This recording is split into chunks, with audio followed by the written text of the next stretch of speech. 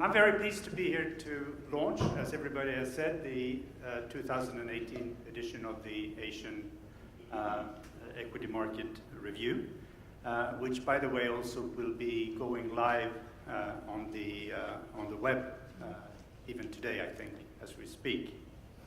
I mean, I think this is actually the most comprehensive or complete sort of overview of strategic developments in Asian equity markets. It covers basically all the aspects from primary markets, secondary markets. It has a special section on growth companies. It addresses the ownership structures, and it also addresses the capital market activities mainly carried out by investment banks. In this year's edition, because this is a product that Skarbin has said that has an evolution, we have also included a special focus chapter that we will continue to do in coming editions, and this year's one you will discuss tomorrow. You will find that there is somewhat of a theme that Mathilde already alluded to in this year's equity market review, and this is the theme of regional and international integration of Asian capital markets in the global economy. We see not only its importance in the world, but we also see that thousands of Asian companies are listed and traded in venues and countries outside their domicile. We also see that there are new entries for institutional investors from around the world to enter and invest in Asian stock markets. So one of the key issues before the House is how do we make this integration successful, as frictionless as possible, and to the benefit of our economies as good as possible. We have an excellent panel to address that, so I won't go into it, because here are the real experts that I hope will give us some of the answers to these questions. But just as way of background before I go into the numbers, we all know that one of the strongest links in economic life throughout modern history is the link between capital formation and economic growth. But we also know that not all capital is the same. They play different roles and have different purposes. And if we look at equity, which is the focus of this session, we know that it sort of serves the unique purpose of being somewhat of a buffer or a guarantee between capital formation and within capital formation, between itself and other forms of resources that the company needs. For example, loans, corporate bonds, and even human resources. Moreover, I think it's important to understand that equity is particularly suitable to finance projects that are long-term and that have an uncertain outcome. For example, projects relating to research and development, projects that relate to innovation or the building of new business models.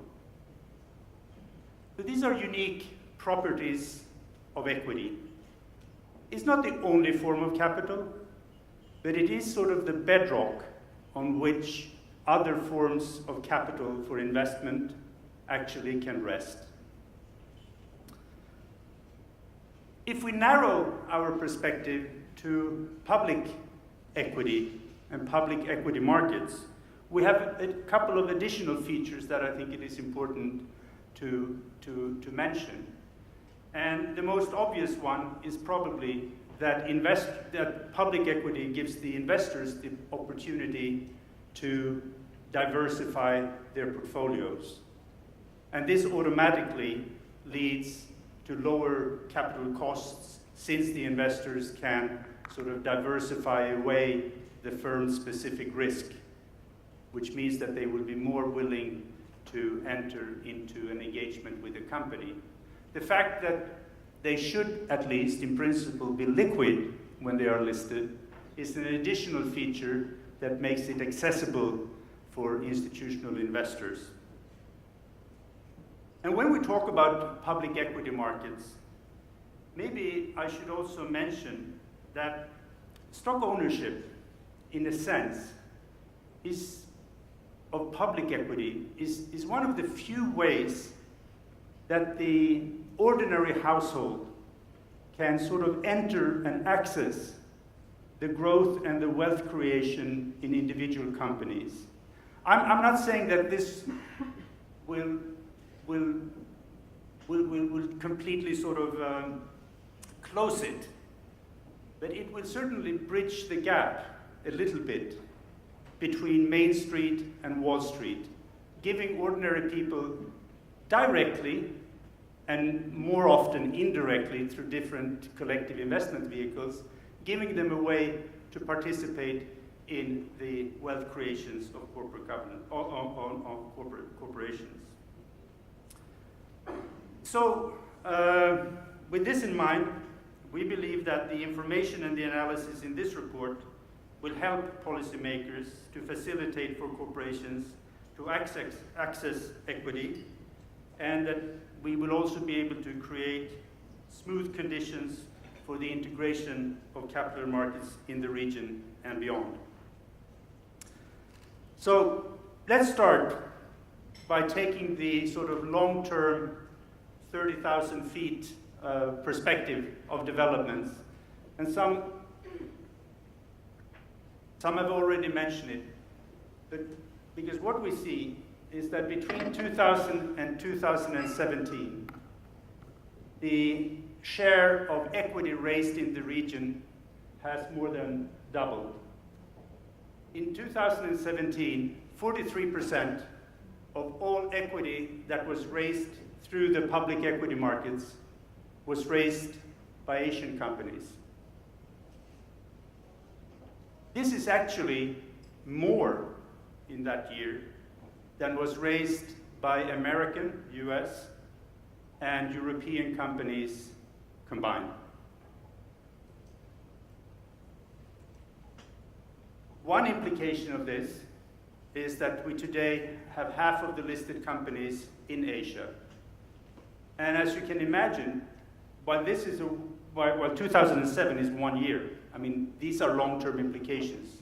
These companies entered the stock exchange, and it's a cumulative effect.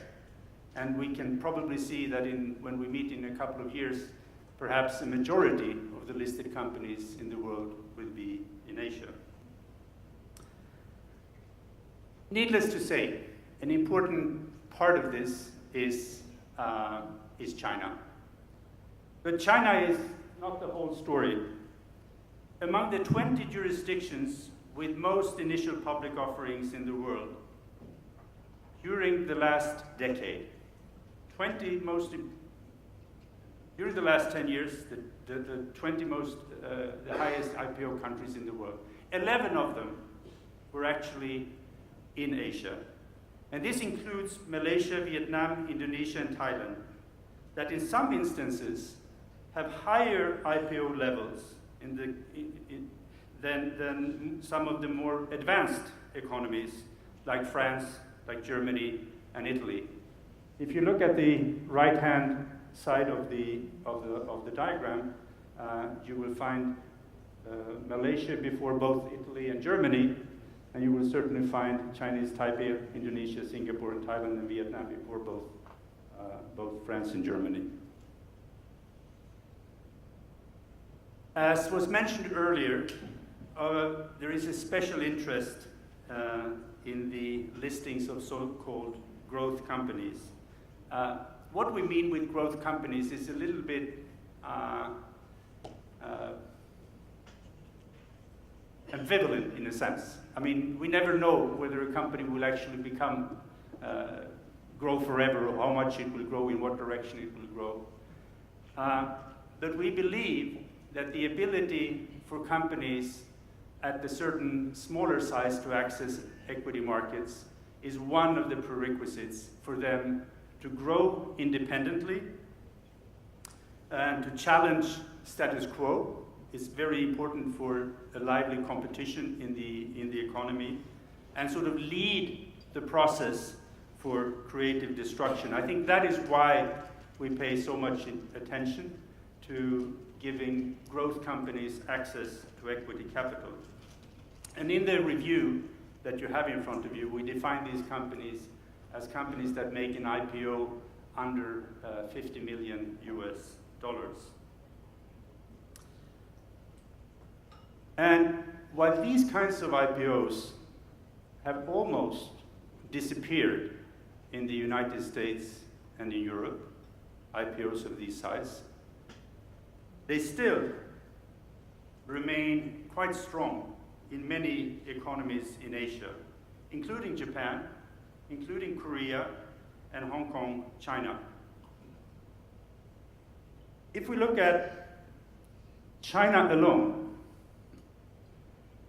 and compare with the United States, you can see that this is the evolution when it comes to the number of what we call growth companies, how it has evolved since 1997.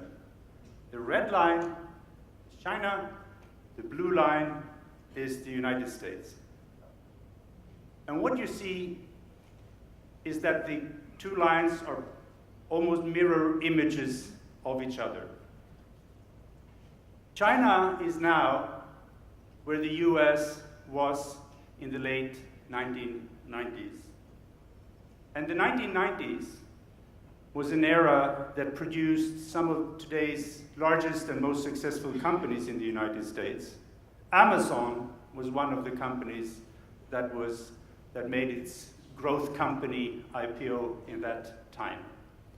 There is a lot of discussion about this dot-com bust or boom or whatever we call it in the US. But at hindsight, and if we take a look and analyze what really happened, if we can only get $3 trillion companies out of such a process, all the sort of redistribution of money that took place during that time may be a very, very natural process in a market economy. If we actually count it afterwards, it was probably exactly the way that a market economy should function in a sense. There were probably excesses, there were maybe even fraud in some cases. But by and large, this was a process that attracted a lot of money to new innovation, to new business models, to new corporations. Some of them didn't work, but some of them became, as I said, some of the largest and most profitable companies in the world. Yes, this is the section in the report that deals with ownership. And usually when we look at ownership, there are two dimensions of ownership that we are interested in, at least in corporate governance. One is the concentration of ownership in individual companies. I mean, how much does the largest or two largest or three largest owners hold in the company? Because it has something to do with the power situation in the company. The second dimension we usually look at is the categories of owners. Who are these cats? I mean, are they institutional investors? Are they trust funds? Are they governments or whatever? So these are the two dimensions that we typically look at. And when we look at concentration of ownership and control, I mean, Asia is up there, right? I mean, it's really a region where, with some exceptions like Japan, where you find typically companies that are controlled by one, two, or three of the largest owners. But we should add that this is, maybe the levels are more significant in many Asian countries. But globally speaking, this is not very different. I mean, we see in a lot of countries, with some exceptions, that this is the rule rather than the exception. That companies are typically controlled by one, two, or three largest owners. This is true for Europe, certainly for Italy, certainly for the Nordic countries in Europe, and growingly so also in other jurisdictions. So I would say that having companies with concentrated ownership is the rule rather than the exception among the 50,000 listed companies that we have globally today. When it comes to the other aspect of ownership that I mentioned, the categories of owners, who is owning, the largest owner in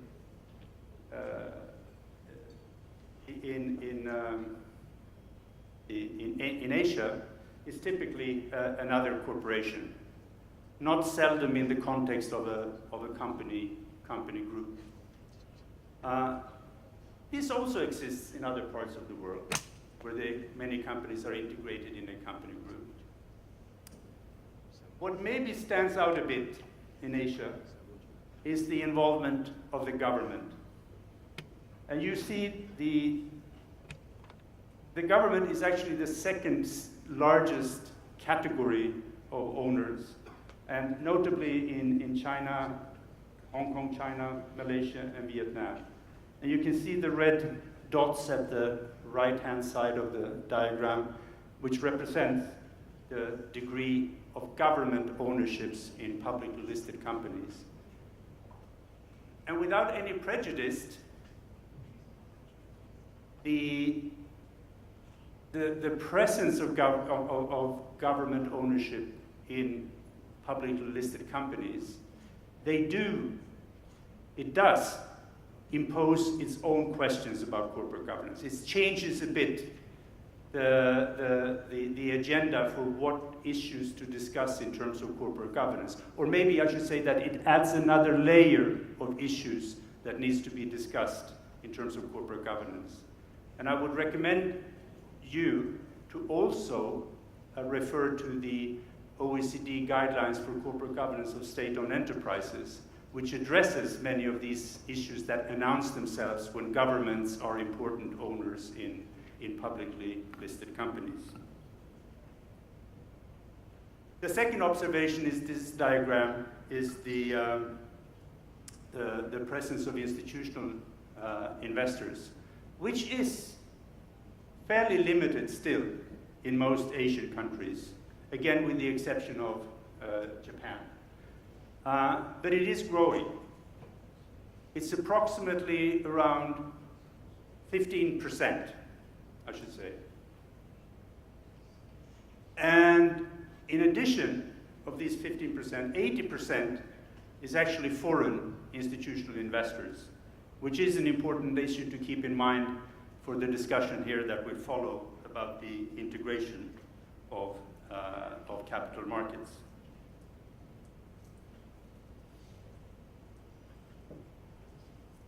Last but not least, I would like to just say a few words about the capital market ecosystem, or rather a particular aspect of the ecosystem. Because every equity market requires a sort of an ecosystem of, I mean, you have the corporations, but you also have the asset managers, you have other intermediaries, and you have service providers and stock exchanges, not least. And maybe we should also count the regulators as part of the ecosystem. I'm not sure. I just think they are part of it.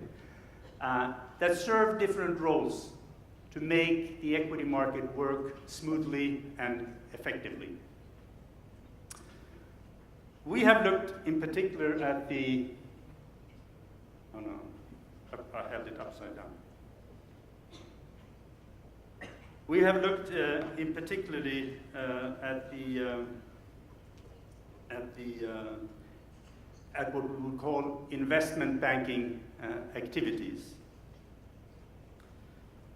And it focuses, in the report that you have, it focuses on what we believe are the four most important or four sort of salient investment banking activities, namely equity underwriting, corporate bond underwriting, the origination of syndicated loans, and also various kinds of mergers and acquisition activities. From this diagram, you can see that in 2017, Asia's global share of M&A activities was a full 22%. And in corporate bonds, the market share was a full 32%. This increase, if you look at the beginning of the century, bond underwritings was about 1/3 of that in Asia. So it's a tripling in terms of market share of corporate bond underwriting activity in Asia. And this is coupled also with an increased market share for Asian banks. And China, India, and Korea have all witnessed an increase in more than 20% percentage points, an increase in 20 percentage points in their market share for local banks in these activities. This was a very, very quick run-through of we have some 55 plus 14. We have 70 plus figures and tables in the report, plus annexes that gives you the numbers in plain reading. But this was the quickest I could do, Carolina, in order to give justice to the work that's been done by the wonderful staff at the OECD. But just taking us back up to this 30,000 feet and conclude the perspective is that we have an increased importance of Asian stock markets in the global economy. We see a strong market for growth companies and IPOs. We see still limited but growing institutional ownership, particularly by foreigners, and we believe that there is reason for this to continue to grow. In short, I believe that Asian equity markets are becoming larger, and the larger it becomes, their integration in the global economy is starting to take real root almost at every level and every aspect of the ecosystem that I mentioned.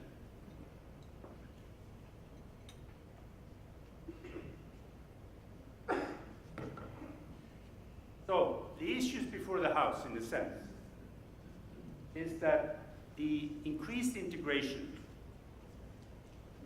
it gives corporations the ability to access a bigger pool of capital. And this can only be good for investment, for research, development, and growth. And on the other side of the fence, it gives investors greater opportunities outside their own countries. I mean, when we retire in Europe with productivity growth rates, well below Asia, it would be good to have some investments in Asia, right?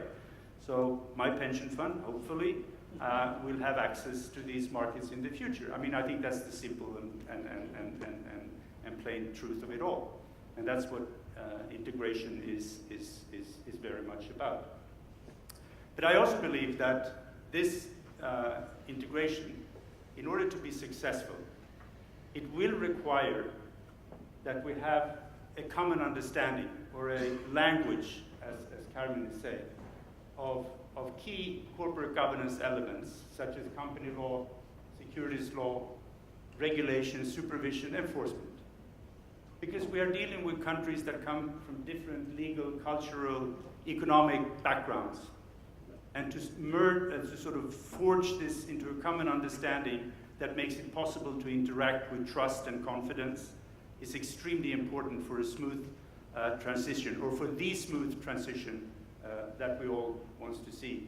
And I believe that this implies an increased importance to gather around some sort of common standard.